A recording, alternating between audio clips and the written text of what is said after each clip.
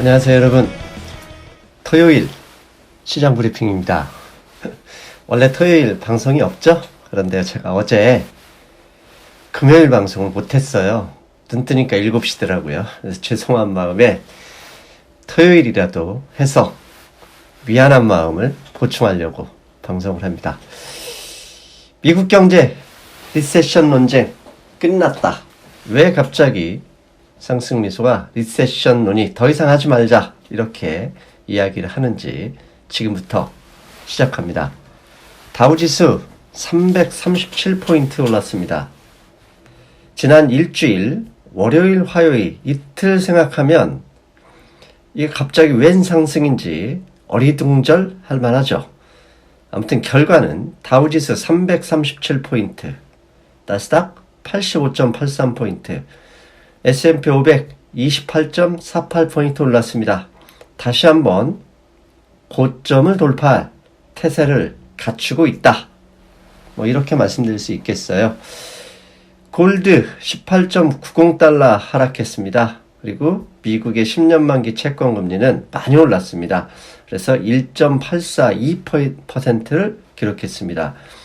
이렇게 시장을 크게 끌어올린 이유는 11월 고용지표 발표에 있었습니다.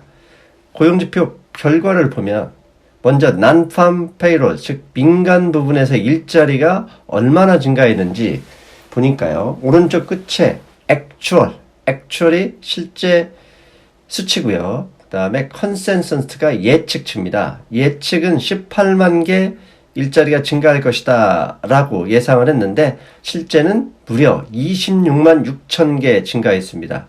그리고 prior revised 10월 달에 12만 8천 개 증가한 게 수정이 돼서요. 15만 6천 개로 늘어났습니다. 2달 연속 상당한 숫자의 일자리가 늘어났다. 그리고 두 번째 실업률 3.5% 역사상 무려 50년 만에 최저치를 기록했습니다. 일자리 개수 26만 6천 개에서 어디에서 늘어난 걸 보니까 과거에는 government, 즉 공무원, 정부 관련 숫자에서 늘어났는데 이번에 거의 대부분은 private payroll, 민간 영역에서 발생한 겁니다. 그리고 manufacturing payroll, 즉 제조업 분야에서도 무려 5만 4천 개가 늘어났습니다. 예상치인 15,000개를 훌쩍 넘어섰고요. 맨 밑에 빨간색 average hour earnings, 시간당 임금도 3.1%, 작년 동기 대비 3.1% 증가했습니다. 즉 급여까지 오르고 있고 일자리 개수 증가하고 있고 실업률 최저치, 역사상 이런 호황은 별로 찾아보기 어렵습니다. 그래서 이걸 전체적으로 블룸버그에서 나온 그림을 봤더니 실업률 아래쪽입니다. 노란색 동그라미 보이시죠? 1969년 이래 최저치를 기록했고요. 위에 막대 그래프는요. 일자리 개수 증가입니다. 올해 4월 이후에 지속적으로 일자리 개수가 증가하고 있죠. 자, 이렇게 증가하고 있고 실업률이 69년 이후 최저치인데 아직까지 리세션 이야기를 할 이유가 없겠죠. 그래서 오늘 신문기사 CNBC 블룸버그를 보면 그런 얘기를 합니다. 더 이상 미국 경제의 리세션 얘기를 하지 말라라고 이야기하는 고용지표다. 이렇게 해석을 했더라고요. 그러면 일자리 개수가 구체적으로 어디에서 증가했는지 보니까요.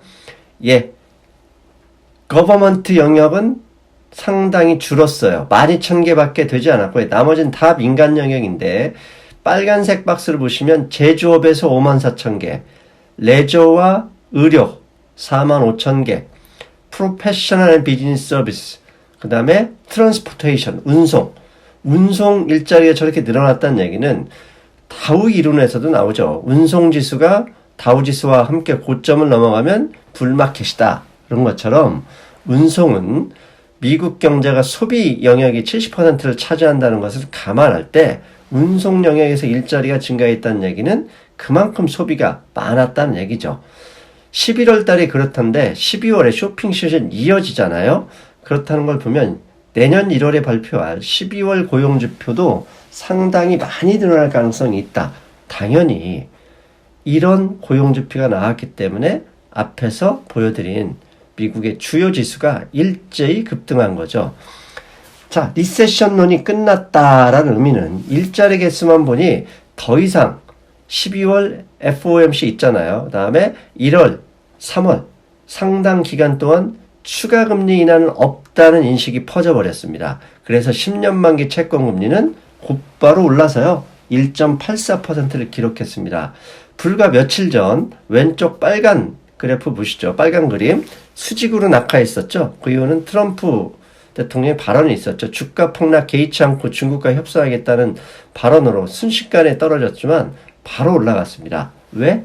고용지표 당분간 추가 금리 인하는 없겠다라는 인식이 확산된 거죠. 자, 금리 인하 안 할 것 같다라고 이야기하면 가장 먼저 반응하는 원자재가 금이죠. 금 시장 리세션 가능성 바로 사라졌고 이로 인해서 금리 인하 가능성이 없을 것이다 라고 인식이 퍼지면서 오른쪽 보이시죠? 바로 수직 낙하했습니다. 온스당 18.20달러나 하락했습니다. 거의 일주일 가까이 올라가던 게 딱 하루 만에 그냥 다 하락해버렸죠. 그만큼 금시장에서 바로 반응을 보였습니다. 그런데 고용지표에 미국 증시가 이렇게 반응할 수 있었던 바탕이 있습니다. 그 바탕은 당연히 12월 15일에 예정된 대중국 관세 아마 안 할 것이다. 철회할 가능성이 높다라는 인식이 상당히 퍼져 있기 때문입니다. 첫 번째, 그 퍼지게 됐던 원인은 앞에서 트럼프 대통령도 전날 좋은 얘기를 했지만 커들로우 미국의 국가경제위원장이죠. 커들로우 위원장이 이런 얘기를 했습니다. Trade deal is closed. 무역협상 거의 다 끝났어. 다시 한번 군부를 뗐죠. 물론 그 다음만 트럼프 대통령은 조건이 맞지 않으면 지난번 하노이에서 본 거 봤지? 그냥 걸어 나갈 거야. 이런 얘기를 했죠. 사실 이 뒷말은 트럼프 대통령의 뭐라 그러죠? 체면은 살려주긴 일본말로 하면 가오를 살려주기 위한 것이라고 보고요. 앞에 있는 말이 핵심이죠. Trade deal is closed. 거의 다 끝났습니다. 여기에 미중 경제인 협회가 있다고 하는데요. 미국과 중국의 경제인 협회 안나 애슈톤 의장이 CNBC에서 이런 얘기를 했습니다. 미국과 중국 두 나라 관계자에게서 내가 확인했는데 협상이 거의 다 마무리됐다고 하더라. 단지 시간이 걸리는 것은 intractable, 아주 미세한, 크게 중요하지 않은 이런 차이 때문에, 이런 차이 조정 때문인 거니까 다 끝났어. 이렇게 실제로 미국과 중국에 걸쳐 있는 이 관련자가 얘기하면서 힘을 실어준 거죠. 여기에 블룸버그에서 보도했어요. 중국의 미국산 농산물 추가 수입 진행이 되고 있다. 이런 뉴스가 나왔어요. 즉 중국이 미국산 농산물 pork purchase, 그러니까 돼지고기죠. US soy, 대두 이 수입을 하려고 이제 중국 정부의 processing application, 즉 이제 신청 절차를 진행하고 있다고 합니다. 이런 뉴스가 나오니 중국이 뜬금없이 미국산 농산물에 대해서 추가 수입을 진행하는 않죠. 그만큼 미국과 중국의 협상이 잘 되고 있다는 것을 보여주는 증거물이다라고 시장이 인식한 거죠. 여기에 마지막으로 한 가지, 어제 미국의 무역수지 적자, 무역수지 발표가 있었는데 무역수지 적자는 계속되고 있습니다. 그런데 무역수지 적자 내용을 보니까요, 11월 달에 미국에서 중국 물품을 수입하는 것은 4.8% 감소한 거예요. 10월보다 4.8% 계속 줄고 있죠. 그런데 미국에서 중국으로 수출하는 물건은 무려 17% 감소한 거예요. 즉 무역 적자는 278억 달러로 감소했지만, 적자 폭이 감소를 했지만 지금 현재 중국과 미국의 싸움으로 인해서 더 많은 피해를 보고 있는 것은 중국이 아니라 미국 기업이라는 거죠. 미국 기업의 매출 감소가 훨씬 크니, 미국이 어떤 나라입니까? 자본주의잖아요. 자본주의는 결국 기업의 힘이 세다는 얘기고, 이 기업이 트럼프 대통령을 강하게 로비, 압력을 하고 있겠구나라고 충분히 유추할 수 있는 뉴스인 거죠. 그래서 중국이나 미국이나 둘 다 줄고 있기 때문에 협상 타결이 필요할 수밖에 없다라는 인식이 퍼졌죠. 자, 미국 무역 적자의 그래프를 좀 이렇게 시계열로 봤어요. 자, 2018년 9월부터 지속적으로 적자 폭이 감소하고 있어요. 무려 400억 달러 가까이 적자를 보던 게 277억 달러로 약 130억 달러가 줄었죠. 1년 만에 줄었습니다. 자, 미국이 적자를 줄이면 가장 큰 피해는 한국 경제죠. 미국에서 적자를 줄인 만큼 중국에서 수입을 덜한 거고, 그 다음에 다른 국가들에서 들로부터도 수입이 줄어든 거죠. 제가 경제 강의에서 여러 번 말씀드렸지 않습니까? 미국은 부채를 늘릴수록, 그 다음에 무역 적자를 늘릴수록 한국 경제는 유리하다.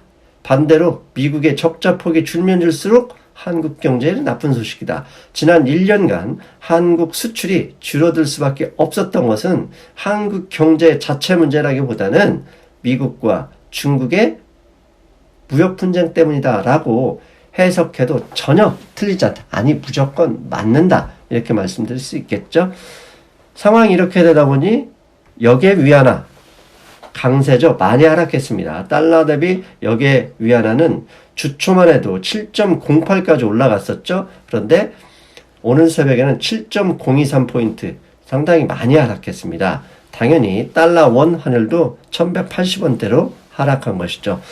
자, 여기까지가 오늘 새벽에 있었던, 어젯밤부터 새벽에 있었던 미국 증시 시황이고요. 그러면 차트를 좀 몇 개 가져왔습니다. 먼저 S&P 500 인덱스 차트, 오른쪽 동그라미 보이시죠? 전고점 3148포인트에 3포인트 남았습니다. 곧바로 다시 한번 고점을 깰 태세고요. 이렇게 S&P 500 인덱스를 이끌었던 섹터는 어디냐? 반도체입니다. SMH 반도체 ETF죠. 이미 반도체 ETF 고점 턱 밑에 있습니다. 즉 반도체 종목들이 상승하면서 S&P 500을 이끌고 있다. 반도체 어느 나라에서 영향을 가장 미치죠? 예, 한국 증시죠. 어제 한국 증시 하이닉스, 삼성전자 비교적 크게 올랐죠. 그 이유가 여기에서 찾을 수 있었던 것이죠. 자, 미국 경제 논의 리세션 이야기 더 이상 하지 말라. 그런데 믿거나 말거나 believe or not 소식이 하나 날라왔습니다. 지난 2년 동안 특히 2019년 미국 경제 망한다고 열렬히 걱정해준 한국 유튜버들 덕분에 미국 경제가 리세션에서 거의 끝났다 말할 수 있다. 이렇게 이야기한다는 믿거나 말거나 하는 소식을 전해드리면서 오늘 마무리합니다. 저는 내일 뭐죠? 예, 금융시장 브리핑에서 뵙겠습니다.